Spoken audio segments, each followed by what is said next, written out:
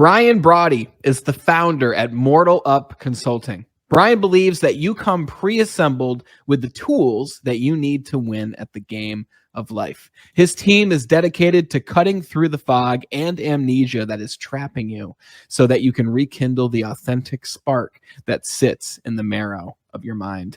Let me tell you guys, we've got quite the conversation here for you today with Brian. He is going to be more different in a great way than anyone you've ever heard talk to you in this realm of personal development, self-help, whatever you want to call it. And today, this conversation will be centered around the real cause of your stress and how you can win at this game that we call life. So without further ado, Brian, it's great to have you on the show, my friend.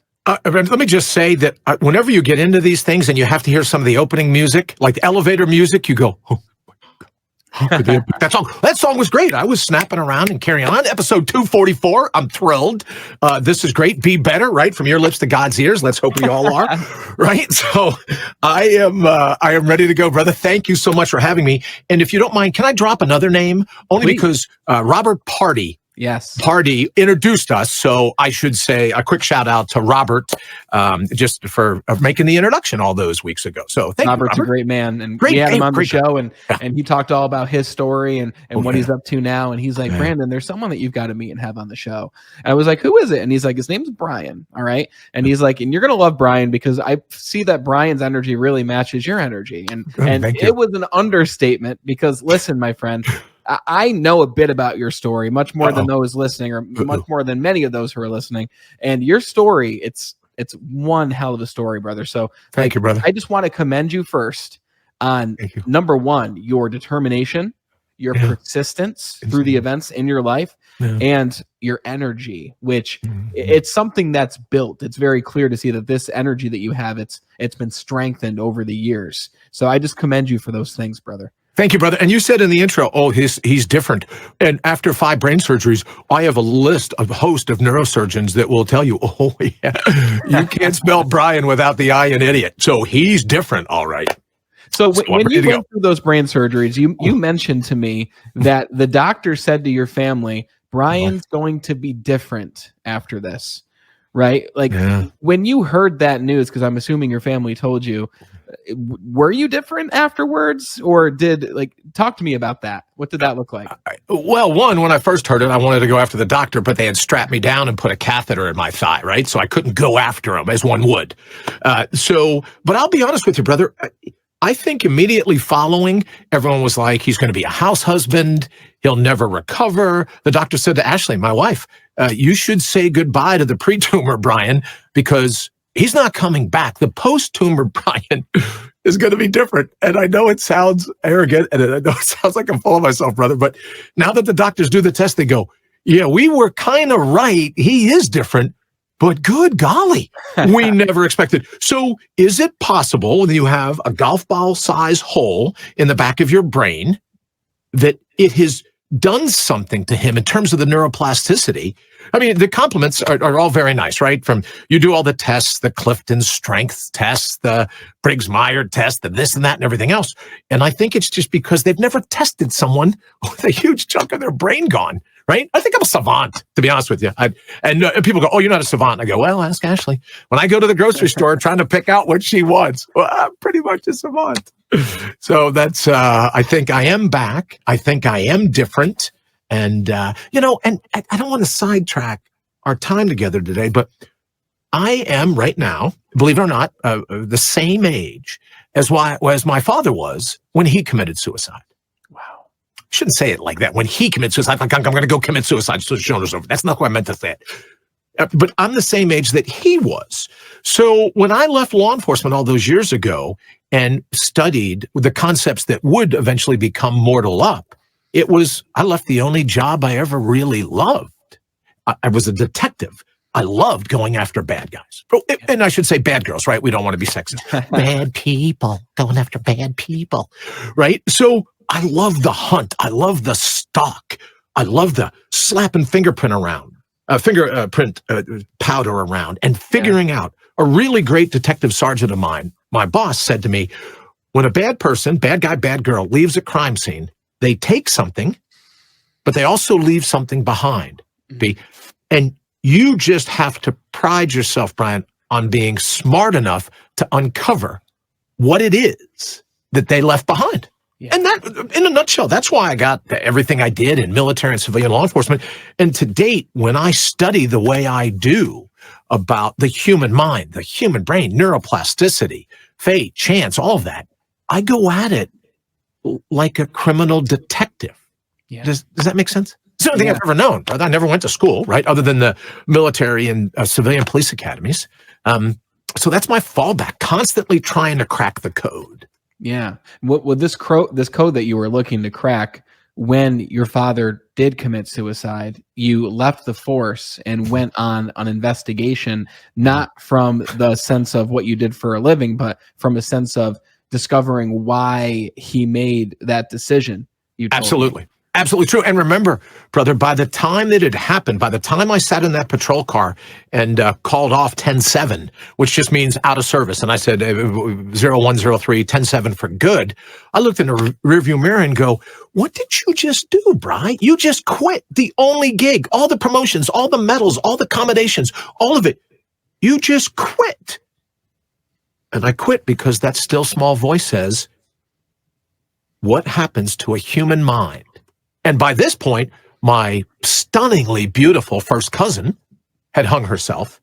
An equally handsome and talented best friend drove the car in, shut the garage door, but left his door open while it was running. So my father was the third suicide. When he jumped from that building, he was the third suicide. And even for me, right, how thick can you be when the universe is saying, hey, needle nets, right, 3 suicides. Yeah. Maybe this cop thing isn't cut out for you. You should investigate what happens to a human mind. And that's my life. All these years later, that's still my life, is trying to figure out why a human mind turns against itself. Yeah. Right? That's it. End of show. Let's get a wrap. I'll get back to the green room. Right? Just the very beginning, because where did you start on this journey of, okay, now you've got this question that you just posed. Where do you begin on that journey to discover the answer to that question? Well, I'd probably have to drop another name, of course, Joseph Campbell and the Hero with 1,000 Faces. And whenever I read a book, I read the book, and then I go to the bibliography, and I buy the top 10 books in that bibliography. Wow. And then I start reading them, and then I go to that bibliography, right? Because I'm always like, if I'm going in front of a grand jury, and I'm going to put forward a case, I need it to be airtight. I need it to be rock solid, right, brother? So I'm always studying, why did that train of thought come to be? And Joseph Campbell led me down. Good golly. Jung, Adler, all the poetry, all the quantum physics. Good golly. Joseph Campbell was the beginning of it all for me. And I don't know, 5,000, 6,000 books in my library later, 3 or 4 iPads full of books. I'm still on the hunt. I'm still trying to investigate. Was that still small voice bullied in my father? Did it just tap out and go, I'm sick of all the other voices telling me to jump? Why? People go, oh, well, no, it's not, oh, well, I want to know specifically, where was that voice? Did it take another call? Was it tired of being beat up and bullied? And that led me to everything to do now with Mortal Up, because people say, oh, you're standing up against bullies. Yeah. Yes, but most times, it's the bully you see in the mirror. Yeah. Like, I got no problem going out on the street. Somebody's picking on someone smaller. I got no problem mixing it up. It's the ex-cop in me, right? Yeah. But most times when I talk about the bullies, it's the one you find in the mirror. It's the one you find in the nooks and crannies of your mind, the backwaters of your brain, the one that says to you, yeah, I'm not all that special. Wow. I need more to-do lists. I need goals. I need hopes. I need dreams, right? I need all these things to pull me out of the moment. Yes. Always carrot at the end of the stick. Not where you are right now in this moment, but, oh, well, one day if I only do this, then I'll be happy. Well, what would be wrong with being happy right now? Yeah. Having not achieved any of that. Think about it. If your great-great-great-great-great-great-great-grandfather decided to play slap and tickle with your great-great-great-great-great-great-great-great-grandmother, that's why you're here. If he had decided to play it with someone else, you wouldn't be here, brother. Yeah. And then you throw in the odds, right? Gary, it's popular to say, oh, there are trillions and trillions. But what about your life since the day you were born? Forget about lines of ancestry. Everything that you've survived just to get to episode 244. Yeah. Think about people, oh, there's more grains of sand on the beach than all the stars in the universe. Whatever. Think about the odds that you made it to episode 244. Astronomical. What does that, when you point this out, like, what does that mean? The odds that I made it here, like, what does that mean? For me and me alone, I think you've already run the lottery. Right? You think about it, you've got a wife. Am I allowed to say what's coming in the future? Yes. Oh, okay, great. You got a wife, you got a baby on the way, right? You got all that shit, right? Doing all these things. You got a studio, you're interviewing, not me, but other than me, every episode other than 244, 243 and 45 on, you're interviewing great minds, right? But just a caveat, right? But your life is a blessing. It's a blast. So magnify the moment. What can you do right now in this moment? And I know we'll get into the neuroscience of it because I'm finally, right, a little bit of Kevlar coming my way. People are going, well, it's not like that. Well, now all the doctors are saying that's how dopamine is secreted in this particular moment in all of time. So I'm kind of, what is it? I'm kind of, I don't even know what the word is. They're starting to say, Brian, there's something to this idea of it's all about the moment. Sandberg said, hope is an echo. It bids you yonder, yonder, yonder. We got a whole industry. I call them the motivation industrial complex, the higher consciousness cartel, the self-help syndicate, right? All these gurus that are telling you, you got to have goals. Let me get you in on this goal seminar. If you get in before midnight tonight, I'll give you an extra 3 free master classes on how to set goals. Yeah. And you go, what? What? No, you want to put a goal? Your body's focused on what it takes to put one foot in front of the other. That's where the brain is working right now. How to take all this information coming in and process it in such a way that it's going to be effective for you. Goals, to-do lists. And how many times at the end of the day, and I'm sure Robert had an opinion on this, B, how many times you get to the end of the day and go, well, I've done 27 things on my to-do list, and you think, yeah, I didn't do anything. Yeah. I didn't get anything done. Yeah. Merit, Or right? you get it done and you do it, and then you realize, like, okay, I had a really full day, but is this what life is? Just having full days, staying busy, just continuing to do. So what you're saying is that it's not necessarily the non-accomplishment of a goal that causes us to feel bad or judge ourselves, or, like you mentioned, the bully. It is the thinking of the lack of a goal or time management or a to-do list that is truly causing those negative feelings inside of ourselves, because then in a way we're not fulfilling what we told ourselves that we would. We're not following through on our own promises in a sense. So it's like a self-fulfilling prophecy. Absolutely. That's such a great way of looking at it. How about the promise you made to yourself way back when as a little kid that said, I'm going to run the table. I'm going to be an astronaut. I'm going to be a movie star. I'm going to do this and I'm going to do that. What about those promises? Right? What is it? W.H. Auden says, all that you are not looks back at what you are. The promises you made to yourself as a little kid are looking back going, come on. What are we waiting on? Undale, right? Sorry, I wasn't supposed to culturally appropriate. Arriva, right? Let's get on with this. And that's what happens. And then you go, oh, well, I didn't achieve that goal, so I guess I'm just a loser. Or no one wants to hang out with me, so I'm lonely. Yeah. Or I'm depressed. But we do it to ourselves. There isn't like if I send a package to you and there's a doorbell, you ring the doorbell and you sign the package and you open it up and go, oh man, can you believe that, Brian? He sent me a vial of depression. It doesn't work that way, right? Your brain has to craft it. So when you mortal up, you use your mind as opposed to your mind using you. Think about that. Right? Fight or flight. All these chemicals pile in. Well, you have to decide in that moment, in all of time, do you want those chemicals using you? Or are you going to use those chemicals to your advantage? And that's what it comes down to when you study the neuroscience. Huberman Labs is a great thing to watch on, I don't know him, but I watch some of his stuff from time to time. And the advent of cutting edge, really tip of the spear neuroscience is now proving that ancient wisdom wasn't all that far off, brother. right? When Jung talked of synchronicity or serendipity or impromptu, when he talked about these things, now they're saying, well, that's where the serotonin comes. When you're confronted in this moment in all of time, how you handle that dictates how your brain is going to secrete those chemicals. It's not me saying it, right? The scientists. So I'm just thrilled that it compels people to be thrilled with who they are. The odds that any one of them are here to listen to this, that should be enough to just thrill you, right? Can I ask you a personal question? Yes, sir. Please. Because I'm curious based on this train of thought, because I'm sure other people have this same question too, or maybe I'm alone, but I assume that I'm not.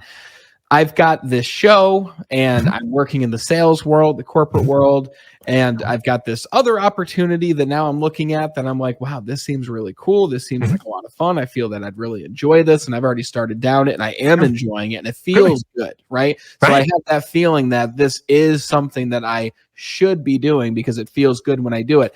But then there's that conflict of I'm doing this one thing. Should I spend some of my focus and go to this other thing, or should I only stick to this one thing and stay laser focused so that I can reach this goal or accomplishment? So I guess like when you hear that, or when you have someone who's wondering, I don't know what direction to go in because there's many different directions, in the absence of goals, what is there? Well, you got to listen to your gut. I call it the power of instinct, right? Everyone wants to be told what to do by all these motivational gurus and right? There's one guy out there running around using shoe polish for hair coloring. We all want to take advice from him, right? But so everyone, go on. Well, how about sit down and go, all right, what does my gut tell me? One of my favorite movies of all time, and you'll watch me forget the name, but not Tom Cruise. The guy that crashes on the island. He's the FedEx guy. I'm not sure. Oh, he talks to the volleyball. Oh, yes. Wilson. Tom somebody. Wilson. I don't know the actor's name, but yes, Wilson. Tom somebody. The greatest moment that I've ever experienced in movies, the very end of the movie, he comes to a crossroad. Go left, go right, go north, go south, and the camera fades. That's magnify the moment. They never show you what decision he made because it's your decision to make. So when you say there's a conflict, what is it? What sense of guilt or anxiety has your mind offered up going, well, Brendan, you know, this guitar thing, right? Maybe you should, blah, blah, blah, you got this and you got that, but go, whoa, what if I can handle both? Yeah. In this moment, in all of time, what can I do to empower my gut? Because your instinct is like any other muscle, right? Just like push-ups or pull-ups or sit-ups. Your instinct is like any other muscle. Yeah. So it's subject to progressive adaptation, yes? Yeah, you're right. So when you progressively use it, I call it the labyrinth of life, right? Ups, downs, left, rights, pivots, swerves. Never a dead end, only a cul-de-sac. So when you throw yourself in and go, is that all you got? Let's go. Yeah. Right? Every morning I take a cold shower. I hop in the shower. I look up and people go, oh, what do you think? I just look at the spigot and go, that's as cold as you can make it? Are you kidding me? I got up for this. This is barely a chilled drink. And of course, it's cold. This morning? Did you take the cold shower? Well, here's the thing. I had to, right? Because I needed to get in and make sure, talk about be better. I needed to get in and make certain that my body was beaten back. Whatever my 3 little petri dishes brought home from school. Good Lord. Still made it here, which I'm grateful for. No, I wouldn't have missed this. It's episode 244. I don't know if I mentioned that. I wouldn't have missed this for all the money in the world. I love that. Let me ask you this now. When you hear be better in a sense implies that there's something better that you're working towards. So when you see be better, and full transparency, full honesty, right, do you believe in the premise of be better, or what does be better mean to you? Yeah, be better is everything you've ever needed, you've always had. So if you want to be better, instead of looking outside, sit and meditate.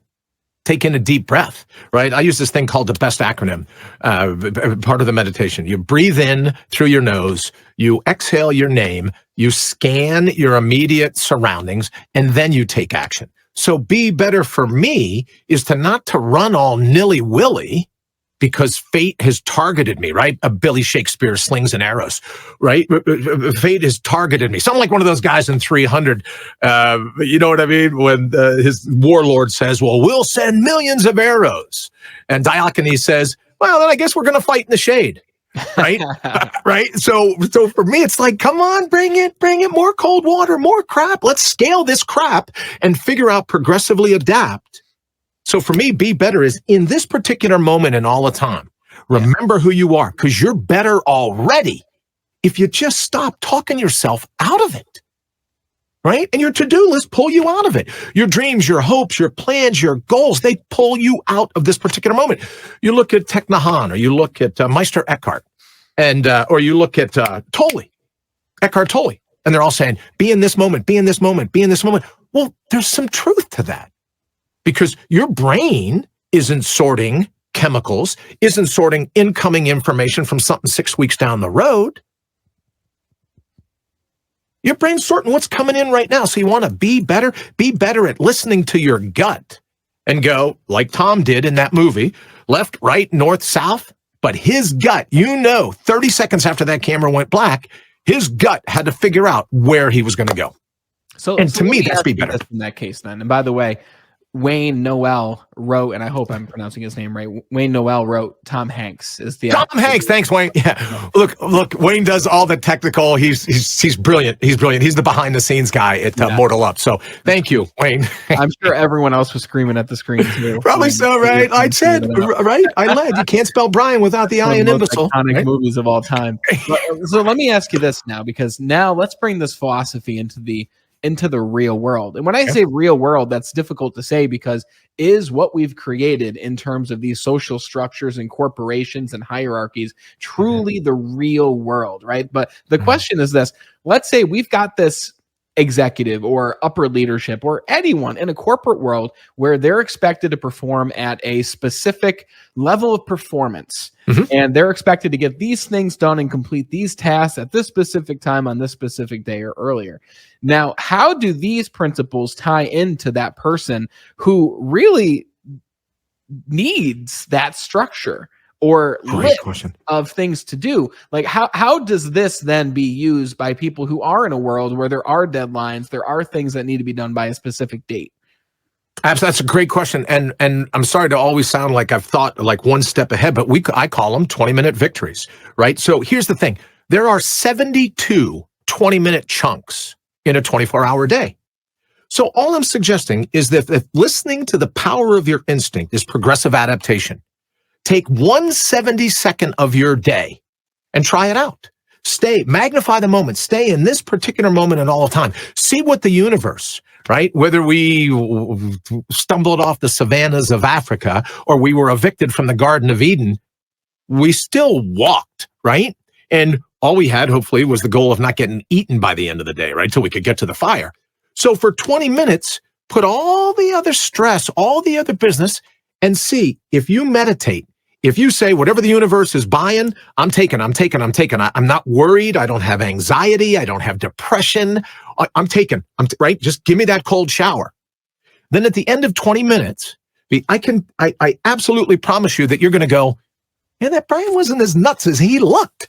There's something about, right? And then if you go, well, I like another chunk, another one of the 70-second chunk of the day, maybe put 2 20-minute victories together. So don't abandon it all until you're certain that the 20-minute victory, and maybe you and I will agree that it becomes like a special sauce.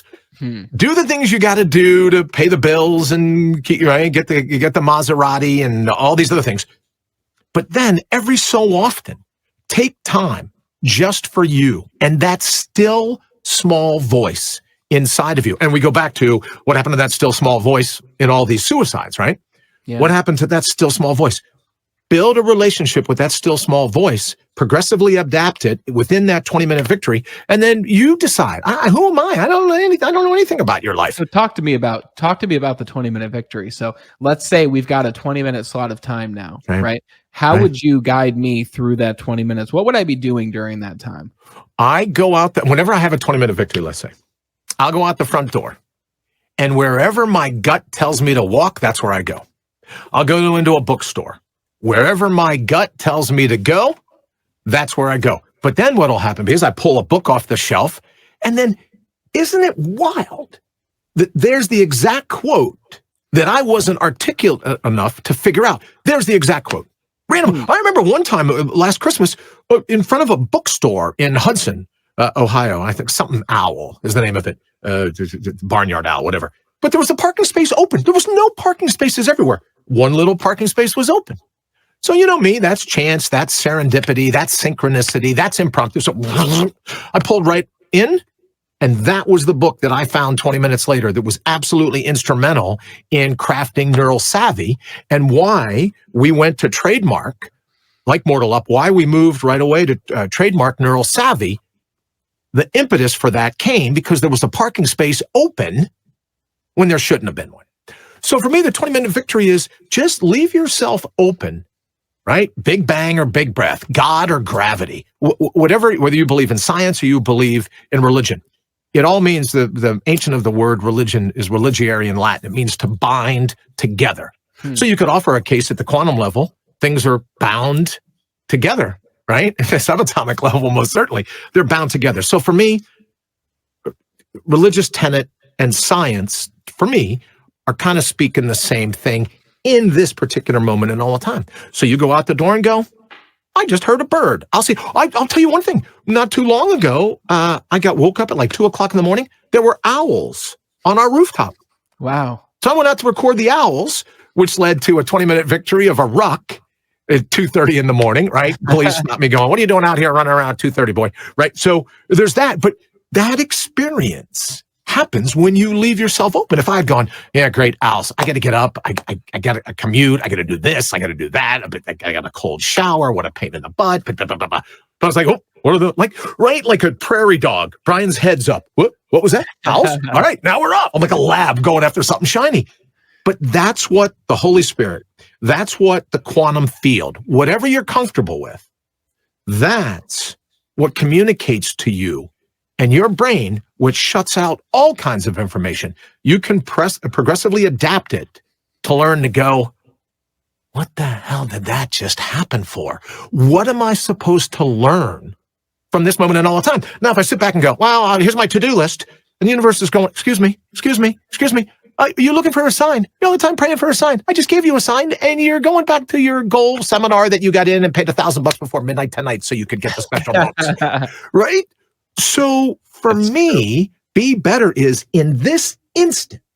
What do you got to do to be the rock star you were born to be? What do you got to do in this instant and all of time to make certain that you keep your word to yourself, that you don't settle? That I guess it drives me crazy. Oh, wouldn't you like to be a superhuman? Look, you already are flow, a big thing. And I love Stephen, but the big thing now is flow. Well, you are flow, right? Throw yourself into it. Cannonball like Caddyshack when they let the caddies in for 15 minutes all summer. Cannonball into the flow, and it takes you exactly where you need to be. And if I'm wrong, you've invested 20 minutes. You've invested 1/72 of your day. But if I'm right, I'll trust you to go, man, he's crazy. But there was something to that 20-minute victory. So tomorrow, I'm going to be selfish. I'm going to be narcissistic. I'm going to make sure that I only do what my instinct tells me. I call it an alter ego, right? Because when we're born, there's a rite of passage that most of us are supposed to have. Some of us have, some of us hadn't. But as humanity moved on, that rite of passage, your ego was supposed to take a backseat, and that part of you, your instinct, was supposed to take over after you reach maturity, right? This is what it means to move forward. Well, for a lot of us, we didn't get that rite of passage, right? We didn't have that dark night of the soul, if you want to go all Dante on them, right? We didn't have that dark night of the soul. So what happens is your alpha becomes an alter ego. And I love Kobe Bryant. When they interviewed Kobe Bryant and they asked him, when you walked out onto the basketball floor, what would you do? And his exact words were, brother, he said, I have to distance myself. Well, wait a minute. Let's think about that for a minute. What do you mean when you distance yourself? He said, I come out as the black mamba.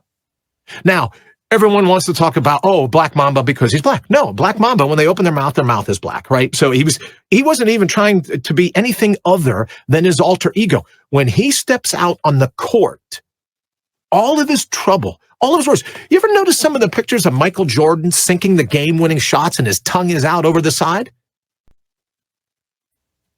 There's no stress in him. He's like a little kid. Could you pull your tongue back in? No, I'm good, thank you. So the Black Mamba for Kobe Bryant, he's distancing himself from his ego because his ego says, boy, you missed the shot and LA loses the game. You're a dead man walking, right? Yeah. But he goes, I'm going to distance myself from that. If I don't perform at 100%, he goes, I'm the Black Mamba. I will outplay you. I will out-hustle you. I will do whatever I have to do to beat you. It was a brilliant interview. And I would say, in the moment, be better. Let that alpha out. And people all the time, oh, you're talking about alphas. It's just male. No, it's male or female, right? The alpha just means, as you know, in the ancient Hebrew and Greek, it just means the one, right? The thing you were born with, aleph and alpha. But interesting. I didn't know that. Yeah. So you just let your alpha out, male or female, because that alpha is here to run the table.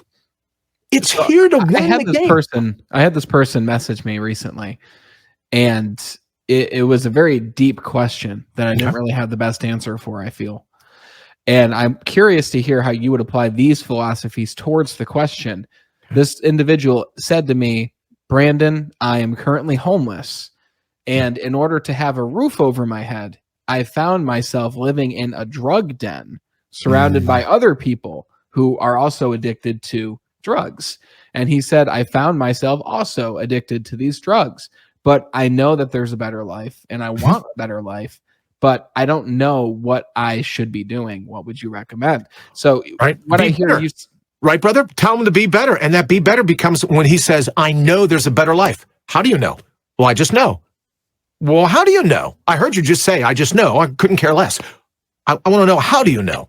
Well, and if you keep asking him, right, more question marks and exclamation points, he'll go, well, I just have a feel. Now you got him. That's your gut instinct. So what does your gut tell you? Right? We're getting ready to do this thing called Friday Night Firelight, where I will camp out. No tent, just me, a fire pit, and a blanket every Friday night for 2023. So there are ways where you can look to be homeless in a more profound way. But I would offer to you to answer that question. He says, I know there's a life better to me. I'd give that knowing, because that's his alter ego. That's his alpha. I'd give that alpha an open mic, and I'd ask him this question. You know that you deserve better. So what's your next step? If I give you 20 minutes, 1/72nd of your day, what are you going to do right now for the next 20 minutes to guarantee that you dovetail with that knowing? You said knowing. I didn't say it. You said it. Yeah. I just know there's a better life. That's the alter ego, right? That's the Black Mamba from Kobe Bryant going, I know I'm going to crush this guy on the court. Yes?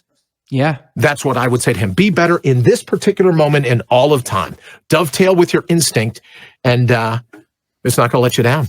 Not create this whole elaborate plan on what to do in the future, but what can you do right now in this moment in order to start and spark that chain of events? I would say, look, brother, I went for a run. I don't know if you know the story, but I went for a run. Let's call it X number of years ago, 5 years ago now, I guess.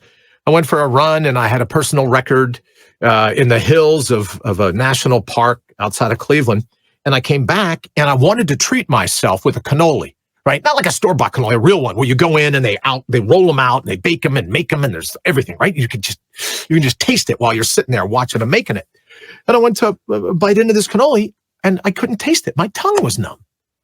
So I called my doctor, and I said, hey, I just bought this cannoli, and my tongue was numb. He goes, yeah, it wasn't store-bought cannoli, was it? I go, can you keep up, please? No, I had it made for me specific. You know me. Great, groovy. And he goes, you couldn't taste it? And I go, no.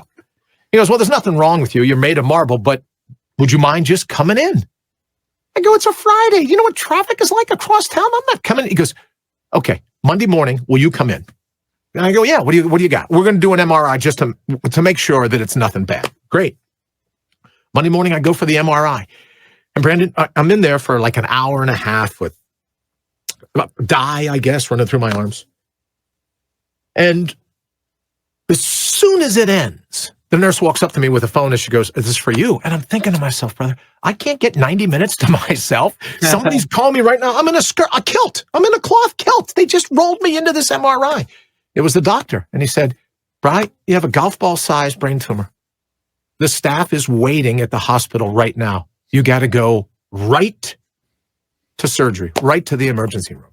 So you know me, B, I'm Irish, right? So I went home, had a Sierra Nevada Pale Ale, right? Got my family and everyone together, and the phone keeps ringing. Gotta go. What are you waiting for? Gotta go. Open the second one.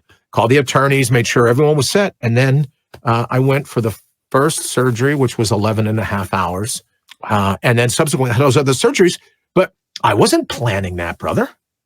If you'd have said to me when I couldn't taste the cannoli, I wasn't sitting there going, yeah, you know what? I bet you got a brain tumor. Oh, don't worry about it. Make a golf ball-sized breast implant and stick it right in there, right? Just pack it full of dirt or gum or whatever and get me out of here. But it was a big deal, and I had to be able to start off what you said. I had to be able to go to the universe and say, is that all you got? Yeah. Yeah.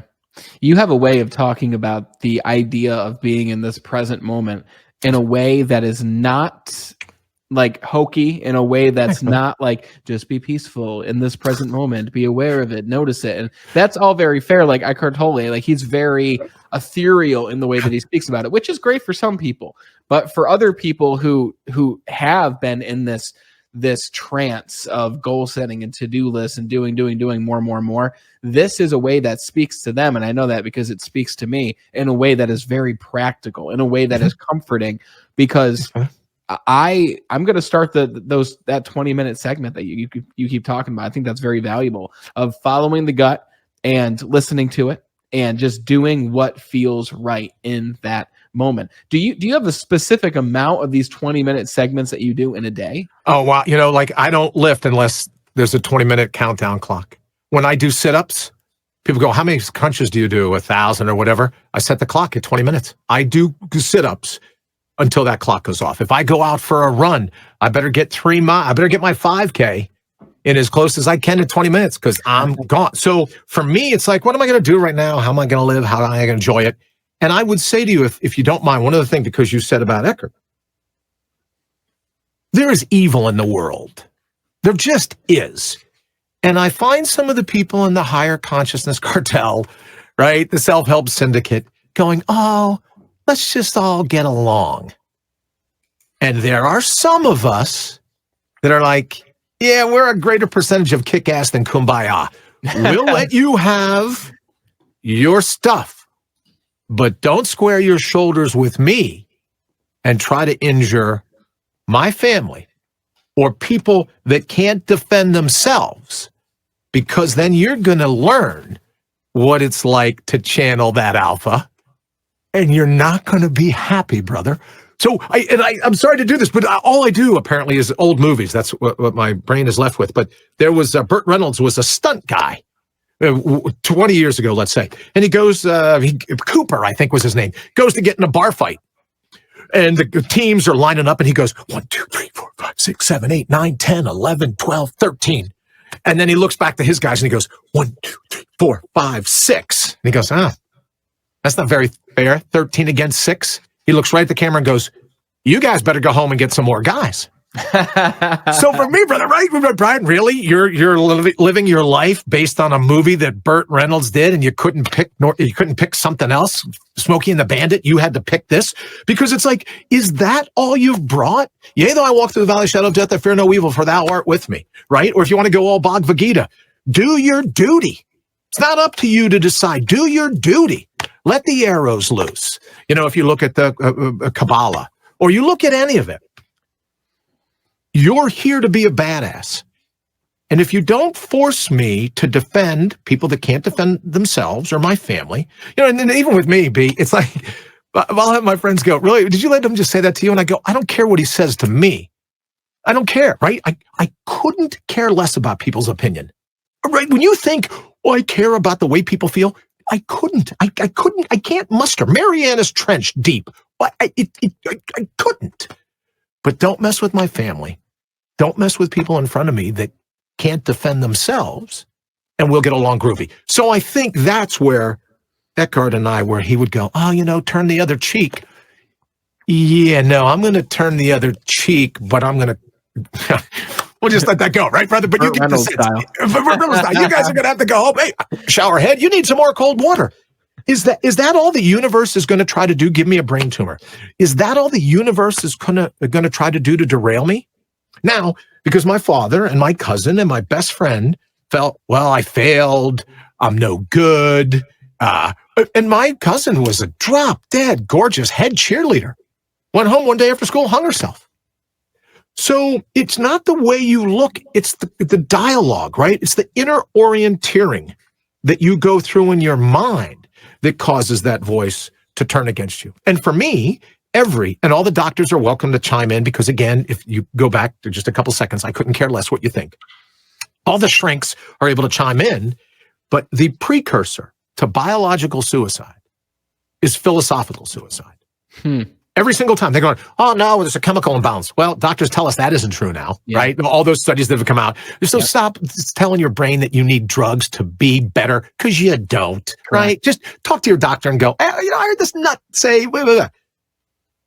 Philosophical suicide is the precursor. And when I say amnesia, I don't mean like, oh, where'd I put my car keys? I think we suffer from amnesia because we forget that we're a badass. We forget that we were put here to be better, right? We have this amnesia where it's like, oh, I don't know. Let me just round my shoulders. Baloney. Welcome to the jungle. You're in the labyrinth of life, and you didn't need to win this lottery, but you did. So what are you going to do right now for the next 20 minutes to run the table? Because it's your table. You run it. Just like Kobe Bryant, the Black Mamba. People playing a pool with you? Hey, you should tell them, don't even bother chalking, right? You're cute. Just leave it in the bag. Try the chicken wings. I hear great things about them. Because you've already, from break to sinking that last ball in the pocket, you've already won. So why turn a blind eye and a deaf ear to your rock star status? To your I don't know if I can say badass, but I'm sorry if you can cut that out. Already said it. Sorry, brother. Right? Why turn your back on yourself? Yeah. Well, I got this and that. No. I asked you a question. Why turn your back on yourself? You were put here to be special. You were put here to be the alpha in whatever situation you're confronted by. What happened to you? Yeah. What? And then you sit back. As you know, brother, you sit back and wait for them to answer. Well, somebody did. No. I don't want to hear about somebody. Why are you stifling your own superhuman status? Well, I had some tough breaks in life. Yeah, so did I. Don't care. Don't care about your tough breaks. Don't care. Couldn't care less. Why?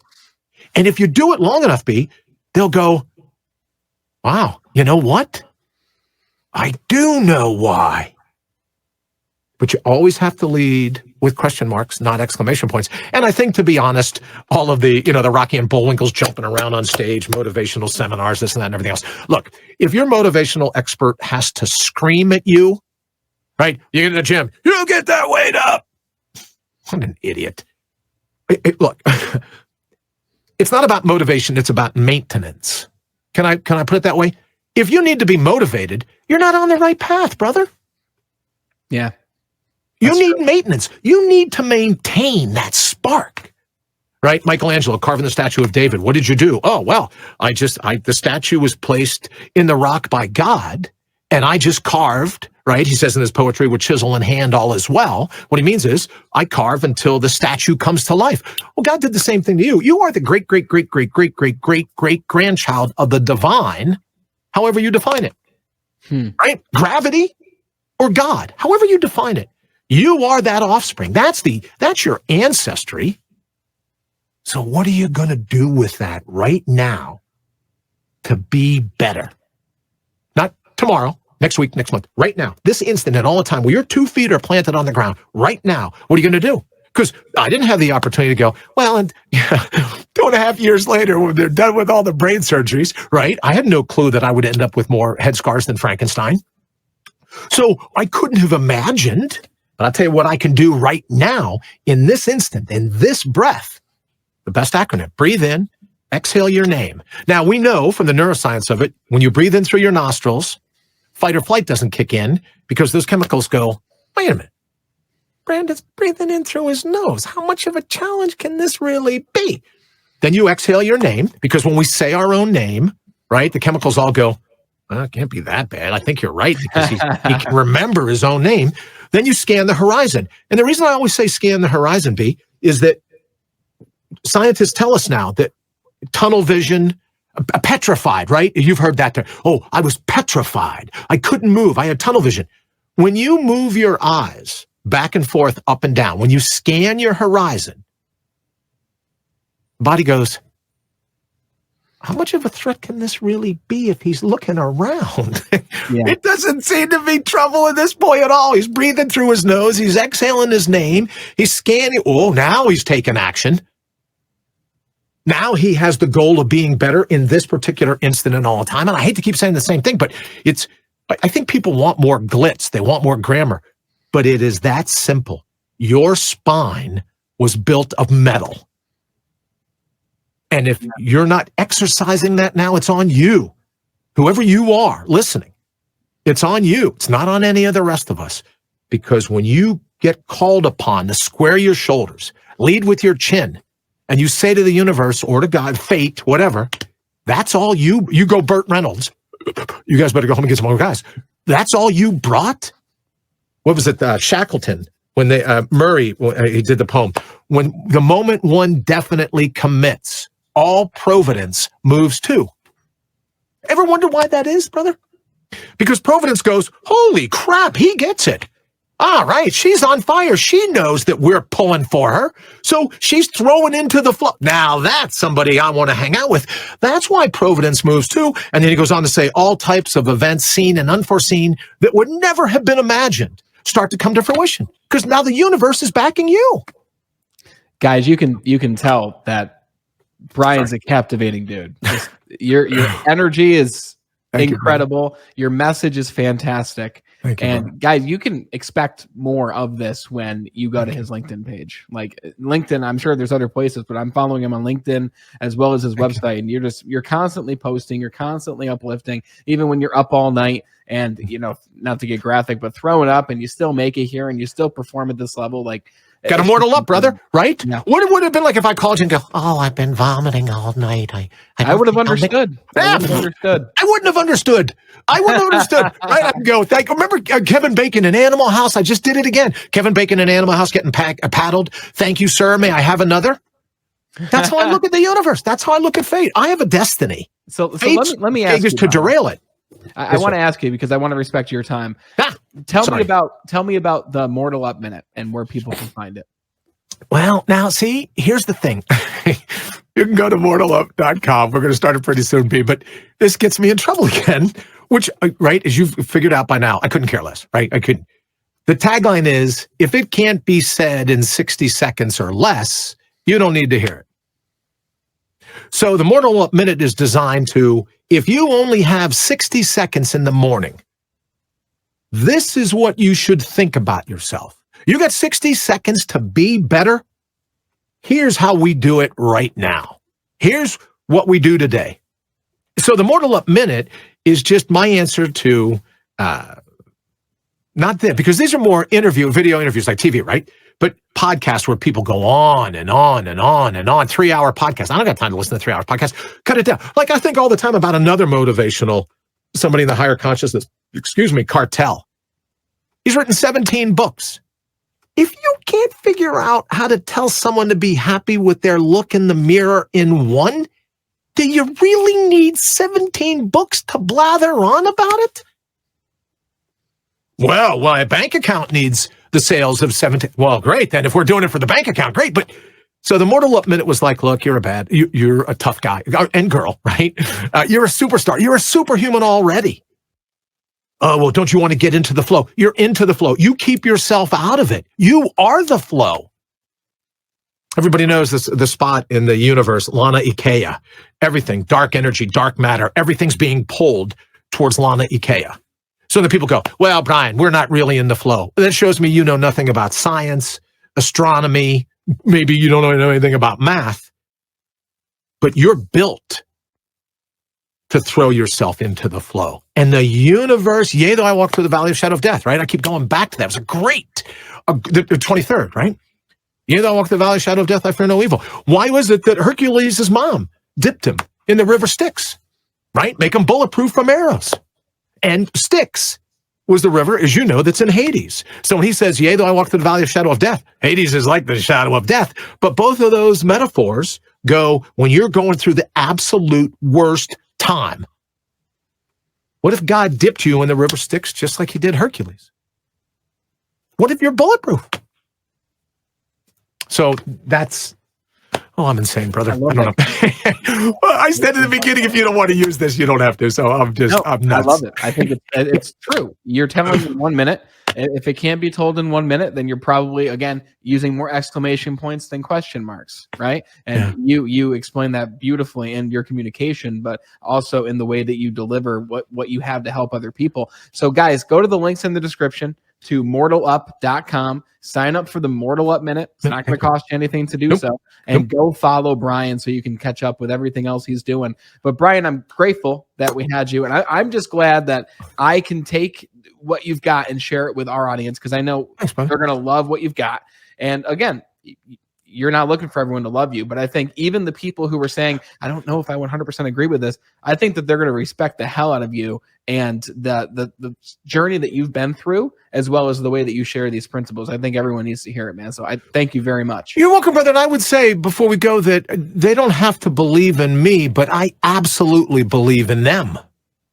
If you're here, you still have the shot to be a superhuman. And it's not a master class. There's not any of these things. Unless your master class is in front of your own mirror, and when you go, I promised myself as a little kid, this is what I was going to do.